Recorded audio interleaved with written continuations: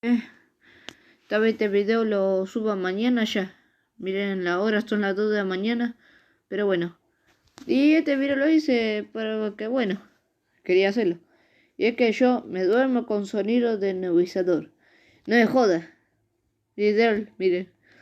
He visto varios videos acá. Bueno, más bien lo pongo para dormirme. No sé por qué, pero desde pequeño los sonidos de un nebulizador, o sea, ya me hacían dormir. Y bueno. A ver, espera. Este es un clásico. O bueno, para mí, porque yo siempre lo escucho. A este camión. Alegra, el antialérgico de rápida acción que no da sueño. ¡Madre! Y bueno.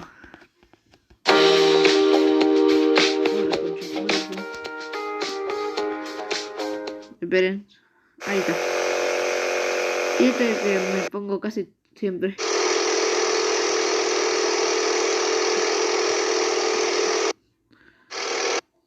A ver.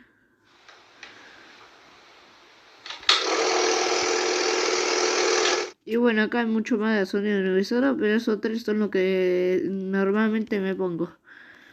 Pero bueno. A ver, ustedes seguro me han nacido más, pero yo para dormirme a veces necesito sonido nebulizador.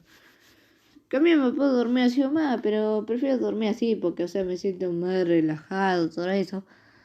Y bueno. Y ya. Y aparte con el frío que hace, me tengo que tapar toda la cara. Y para evitar no...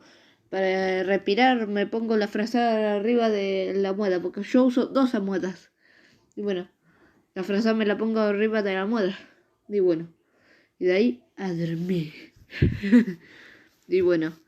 Bueno, este video lo subiré mañana. Bueno, si me querés decir, chao.